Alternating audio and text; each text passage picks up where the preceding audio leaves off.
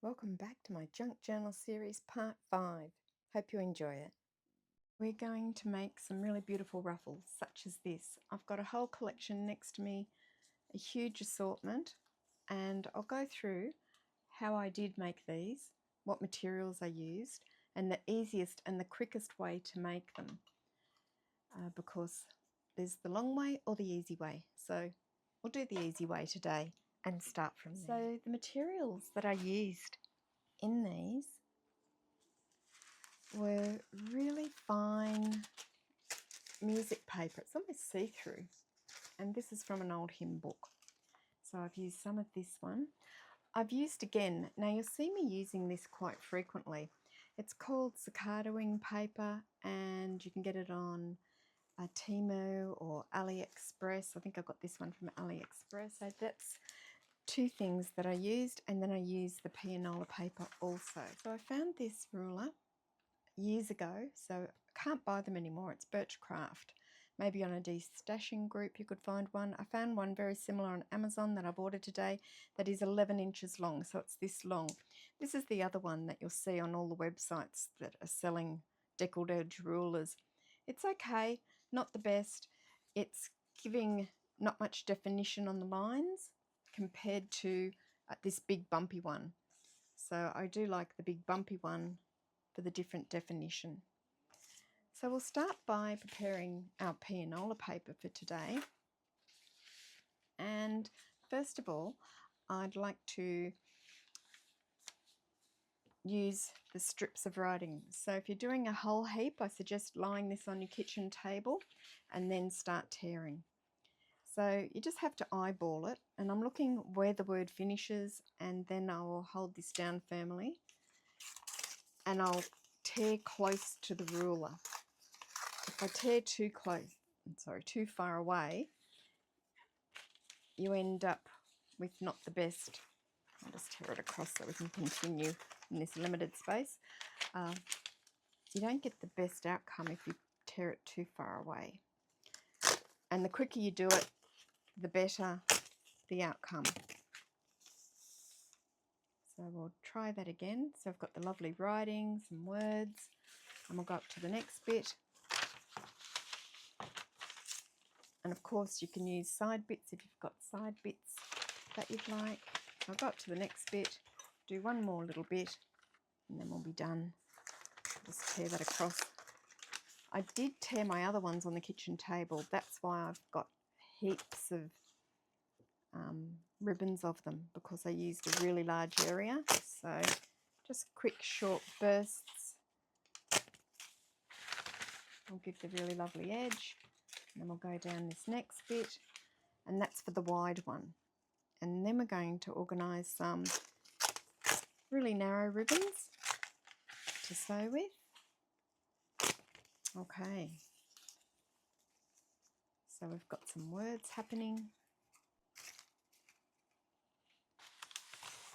Now we want to have some really thin ones. So this is a little bit trickier. This is one I've done earlier, or a couple I've done earlier.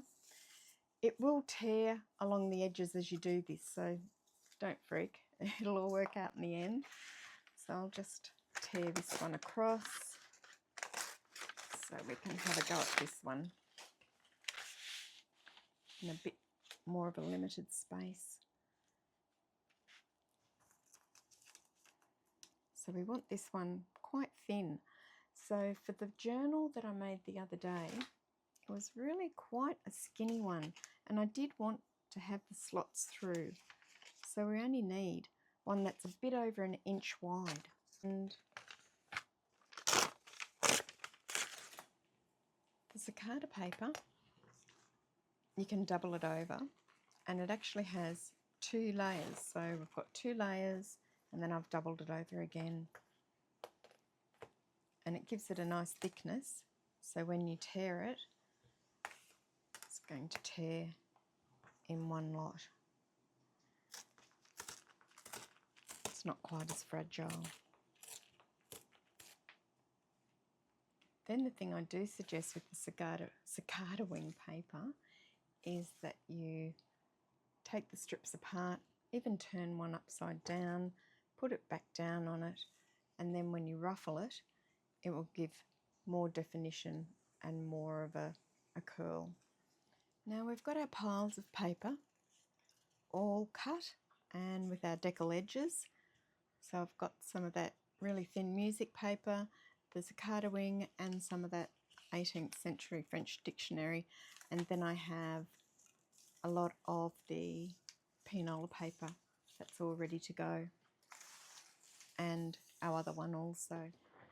So one of the fastest ways I've found to distress ink the edges, and I'm using tea dye again, it just gives a really soft colour on the edges, is I just zigzag up and down the edges.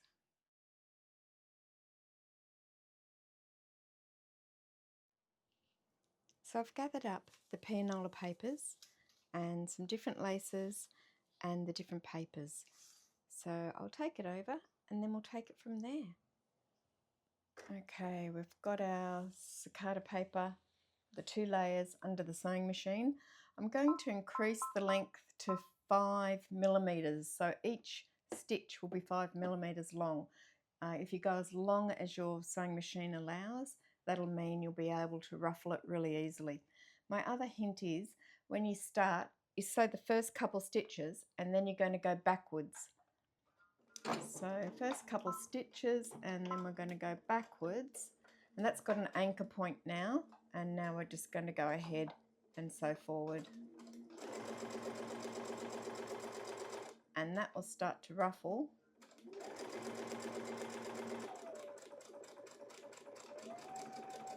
So it's ruffling itself without you having to do anything. Now this bit here, when you stop, so when you stop, we need it to, my machine's having a moment, we need to actually draw the thread out and cut it off, because that extra bit of thread is going to allow you to adjust the ruffle. So it's anchored at the top because we put that anchor stitch. Now we can gently draw it down and spread the ruffle exactly where we want, or draw it back up.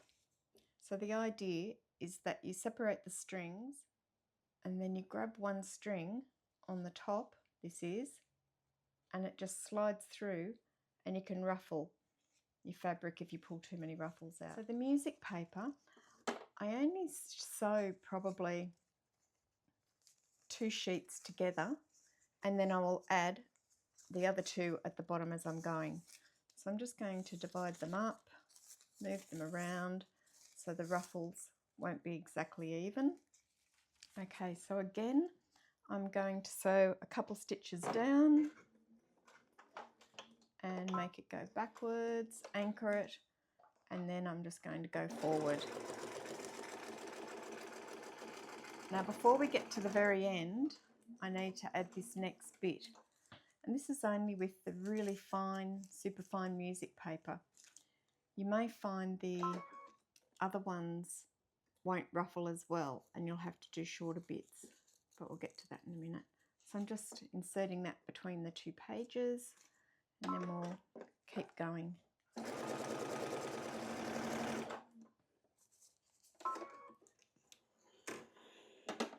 Drawing it out because we want that bottom thread to be able to pull it, to ruffle it.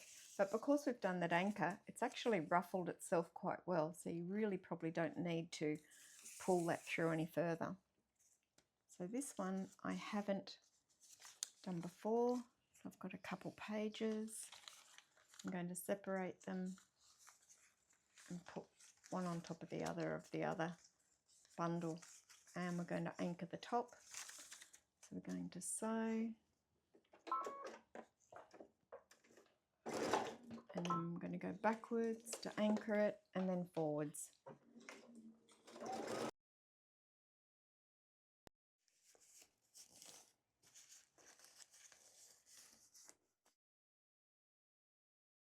A lovely bit of French dictionary paper done as well.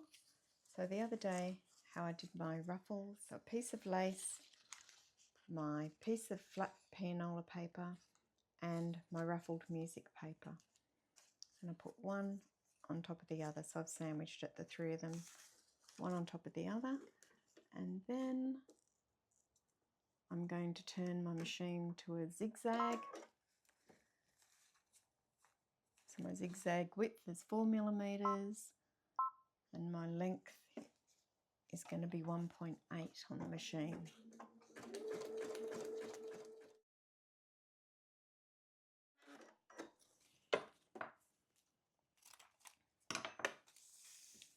And that's how we got that really lovely ruffle for the book the other day.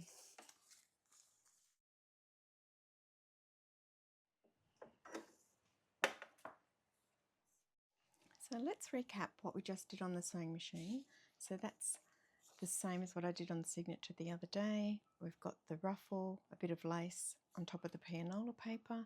This one here was just a flat bit of music paper and I just put some pianola paper over the top. Then I used the cicada wing paper on the back, a bit wider, did a ruffle and sewed the verse down the middle with zigzag. This one's on the French antique dictionary paper with a zigzag. Here's another one. This is just a thin piece of pianola paper, just with a zigzag. This one I've used a bit of lace with a bit of ruffled pianola verse. This one here is a bit more fussy. It's got a bit of lace that I've just sewed down the middle. And then this one here, I've used a piece of old vintage like tradesman's tape that comes on a big reel and a bit of lace with cicada wing paper while I was there. And then this one is just a simple straight stitch through the middle of one of the song verses of the word rolls. So these will certainly add some details to your junk journals. We can use them on tabs and all sorts of other elements, but you'll be seeing me use these as I progress with decorating the inside of the journal. So now I need to move forward and make some more ephemera for these journals. I hope you've enjoyed today's tutorial. I've got so many more things to show you, so please like and subscribe and I'll see you next time. Thanks, Meg.